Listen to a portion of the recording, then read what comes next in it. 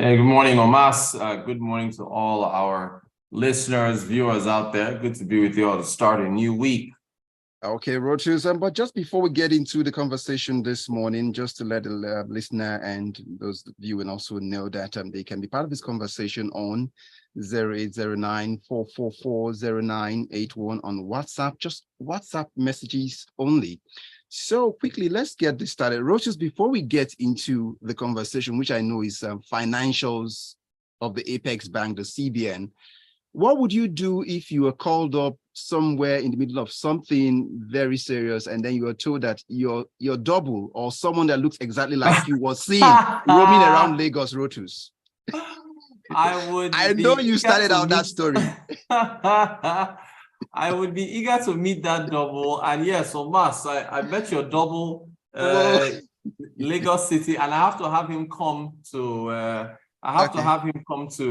the Smooth FM breakfast show. I have to make this happen to have both of you on camera. Incredible, just incredible, just meeting somebody that looks so much like you. Just incredible.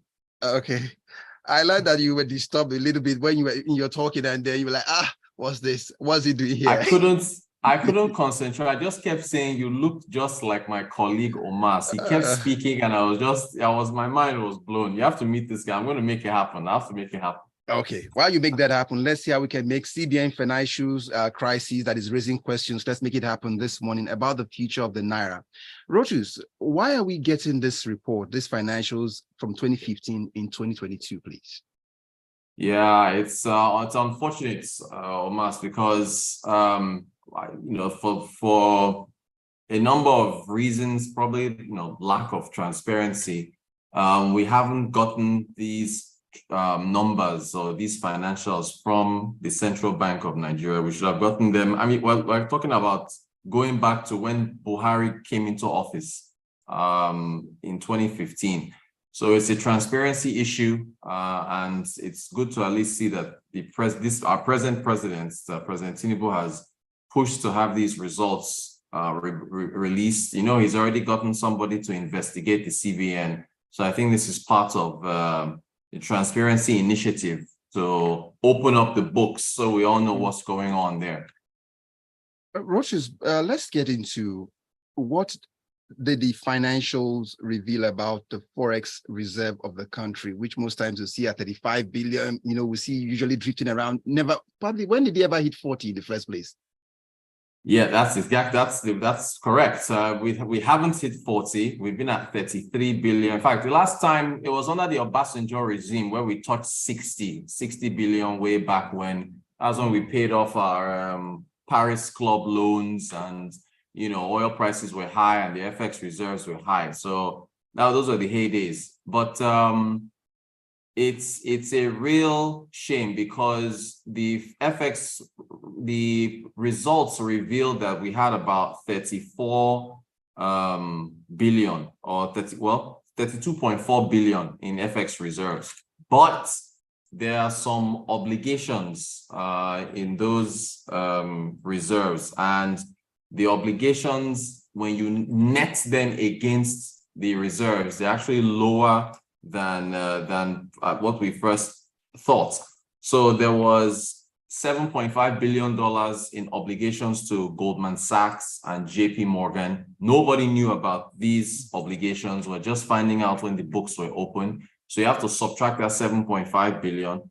And then there was another $6.8 billion in what's called FX forwards. FX forwards are basically if Omas wants to buy dollars from the CBN and the CBN doesn't want to give it to him now, he'll say, Omas, okay, just hold on. I'll give you the dollars you're looking for in October or November. So they have to deliver that FX to you at that date. So you have to subtract what is being owed to you from the CBN against the reserves that we have now. So when you remove the 7.5 billion that is owed to JP Morgan and Goldman Sachs, you remove the 6.8 billion from excess FX forward, you end up with reserves at about $18 billion. That's at the end of December of 2022. So that still doesn't tell us where the reserves are right now as we speak in August of 2023. So they could be lower for all we know. So we need to have more disclosures, at least on a quarterly basis, first quarter of this year, second quarter of this year from the CBN. Well, let's also quickly establish this. So, because we have the CBN governor, suspended CBN governor, Godwin Emefiele, now out of the way. But let's also establish, you said it's an investigation, but for some would say, could this be a witch hunt? Because the history of what happened before the elections and how it was targeted at a certain presidential candidate, and now he's in power, he wants to yes. Has there always been this need for a country's apex bank to always submit financials? Yeah, because I mean the CBN is the regulator in the financial system. Right? It makes sure that other publicly traded, the SEC that is there to make sure that publicly traded companies release their results, but the CBN also oversees banks and makes sure that banks release their financials on time.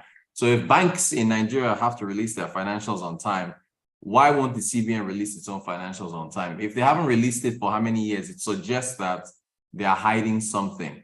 So yeah, I mean, they've held, Emefiele has been unfortunately unlawfully detained for an extra long time. Court say he should be granted bail. The court order was ignored by the DSS, so he's being held. So there is that element of it. I mean, if you're going to charge him with something, charge him. If you're charging him with weapons or having a gun in his house or something. So you got to do better than that. So there's a human rights element to this, but there are questions that need to be answered as far as the CBN's financials. Now, that means you need to take us into the government's ways and means borrowing, and what could it be, the overdraft? Talk to us about that. Could this be responsible for it? You see, look, that one, it was Nigerians that brought that one up. We're just looking at, they were able to figure that out. And it's only now that the central bank has come out with a portion of the financials telling us how much that overdraft was. It was about 23.3 trillion. And the CBN Act, Section 38, I think, of the CBN Act says that you cannot lend more than 5% of the previous year's revenue to the government. 2021, Nigeria's revenue was 5 trillion. 5% was that came out to about 5.1 trillion. 5% of that came out to about 252 billion. And instead they lent 23 trillion. So, I mean, we already knew that one, everybody had already figured that one out, but the financials just officially let us know that this is what the case is. So we would have known this a long time ago if those financials had been released. We already figured it out ourselves, but this is the CBN's financials, the transparency, they have rubber stamped that. Well, at this point, let's quickly bring the listener in here. You can be part of the conversation if you send in a WhatsApp message before the end of the show to 0809-444-0981. So I've got Tayo, who is in here already waiting to get this message across to you this morning. Tayo, he sends a message and it says, clearly CBN was highly mismanaged under Godwin Emefiele, and this administration needs to focus on competence and capacity for the next CBN governor. Being independent doesn't mean they should abuse the privilege. Imagine if his appointment was renewed. Corporate Affairs Commission should also be investigated because that agency somehow works in the dark. What say you, Rotus? Yeah, I mean, we need more transparency across the board. But one thing that needs to be said, the National Assembly has an oversight committee on the financial sector, and you don't just borrow the government 23 trillion without having some kind of something to be said from the National Assembly. That is not this present new assembly that just came in, the last one. So they also have things to answer. It wasn't like honestly, the CBN just.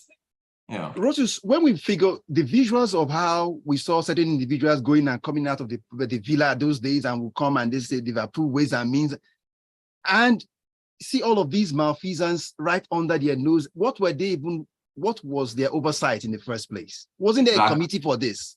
Exactly. There was a committee, they should have been able to, but they just allowed this to happen. And they have to be part of it. It's not just a method that you point the finger at. Yes. You have to point the finger at the legislators that allowed this to happen as well. Well, that takes us to the impact of debts being borrowed to the federal government and what was behind the credit losses, Rotus? Yeah, so anyway, the impact is that with 23 trillion in debts, every Naira that goes towards servicing debt is 1 Naira that cannot go. So it's called opportunity costs. Basically, that's 1 Naira that cannot go towards capital expenditure, 1 Naira that cannot go towards palliatives, 1 Naira that cannot go towards raising the minimum wage. Debt constrains your ability to be able to attend to all these other things. The credit losses, we didn't get any real insight. It was 876 billion for that financial year, a jump of about 75%. Hopefully, at this point, the CBN needs to grant interviews. We have an acting governor now. He needs to come out to the media. They need to put out some further statements and they need to talk, because this is why there's a trust deficit in Nigeria with government officials and government bodies. So we need more transparency. And maybe it's the Anchor Borrowers program. I don't know, but we need more light there. But a certain fly on the wall of the CBN headquarters informs me that they've declared even a profit recently. So how do we reconcile all of this? Yeah, so overall, the central bank declared I think it's about 1 billion Naira or so in profits. But so what it is, you have your top line revenue, you've got your costs, you've got your expense. Under the expenses, things like, credit you've extended, loans to your staff and things like that. Those came under the expenses. It still made enough money to cover that big jump in credit losses. But we still need to get some clarity on where those credit losses are from. Okay, Rotus, in a minute, can you touch on the moving to Guinness and what is the latest announcement from that end, and GSK, Nigeria's revenue? Yeah. So it just, because of all the attention to GSK exiting Nigeria, so there were some rumors that Guinness Nigeria is going to exit as well. So the company put out a statement saying, no, that is not true. It's not exiting. So Guinness Nigeria is still very much operating in Nigeria. But just a quick nugget on GSK. GSK, some people seem to think that, it's because of the present administration that GSK is leaving. No, GSK had revenues of half-year revenues. 2015 was about 15 billion Naira. Half-year revenues for 2023, 8 years later, was 7.7 billion. So 50% of its revenues were lost over the last 8 years. And it just shows you the challenges that GSK went through over the past 8 years in Nigeria. Looks like a fine place to quickly get into the last messages we've got up here. I've got Orov saying it's been reviewed to 15%. Is that right, Rotus? Yeah, so that's correct. Actually, that's looking at the ways and means, the cap on borrowing. The National Assembly has raised it to 15% of the prior year's revenues to allow for more borrowing from the CBN. That's correct. And it goes on to say CBN lending to government, reviewed by the last assembly, it still overshoots the limit. That's what it says. And next, we've got John Isesele. The CBN should deduct the debts from the reserve so that we know our true position. That's what he's saying, like a good businessman, straight up. Voila. If you do that one, we're in trouble. I see Waid's message here too, but Waid, we're out of time. I see Ken from Lekki. Thank you guys all so much. Rotus. Hey, Omatseye, thank you. I'm going to make sure you meet your twin. Thanks for all the messages. I'll catch you guys tomorrow. Have a great day, Rotus. Bye. All right, take care. Yeah. All right, that's how we wrap it up on Business Express. We'll be back here tomorrow for yet another great edition. My name is Omatseye Atsenuwa. Stay tuned.